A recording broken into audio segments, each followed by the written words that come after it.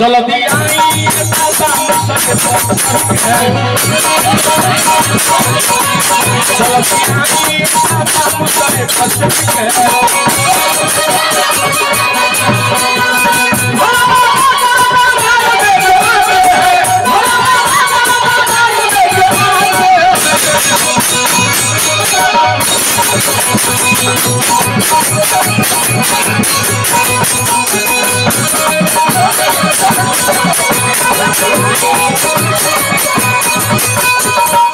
आगे गणेश जी के पूजा पहले हमने के काहे करेंगे सब मेहनत करा जाता है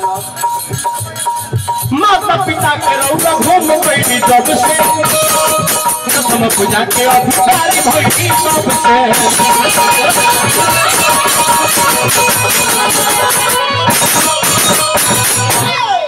सबसे पूजा हमने के ब्राह्मण देवता सब बैठल बा।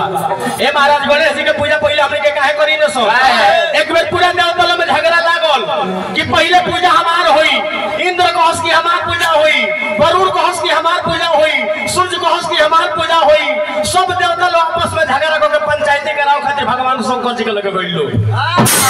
शंकर जी कहने की सुनी लोगे अरे वो सब देवता होई आइल बानी तो बैठे लोगे आराम से अरे उनके पूजा होई बढ़िया से पूजा होई पूजा हुई वह पूजा लेकिन बैठी लोगे सबसे पहले पूजा ओकरे होई जे पूरा पृथ्वी के पहले घूम के चल आई। शंकर जी के बात सुन के सब देवता अपना अपना सवारी से चल रहल। गणेश जी मोर मार के बैठ गनी कहां है यहाँ के सोचे लगनी कि देखो हमारे बाप हो के हमारे खिलाफ में पंचायती को दे ज्यादातर के सब लोग के तेज सवारी में सब लोग पहले घूम के चल आई। हमार सवारी बा मूस जहाँ बियल देखलस बियल में समाज पैसेंजर पढ़ाई। गणेश जी का कहनी अपना माता पिता के ही पूरा संसार मान के घूम गए नहीं, प्रथम पूजा के अधिकारी बन गए नहीं। तो भैया एक कमेटी से हम कहब कि गणेश जी के पूजा जहाँ होला जो गणेश पूजा ही लगेला हमने के औकात नहीं के गणेश पूजा ही लगे, लेकिन गणेश जी के लड्डू चढ़ाओ खातिर कोशिश आशीर्वाद दिया जाए।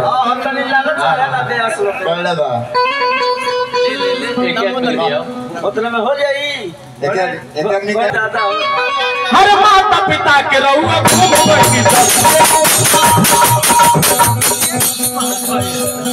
आई चंदन मिश्रा भैया की ओर से बड़ी बड़ी हाजिरी है। भगवान से कामना करो कामना पूरा करी गणेश जी के कृपा सदैव बना रहे, फल बुद्धि विद्या से परिपूर्ण हो जाएंगे।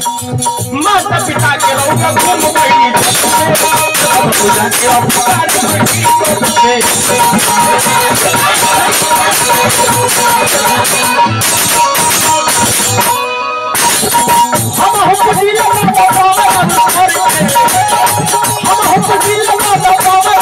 जल्दी आइए बाबा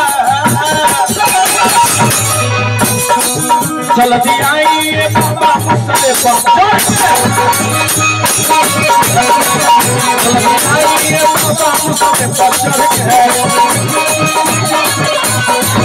जल्दी आइए बाबा मुझसे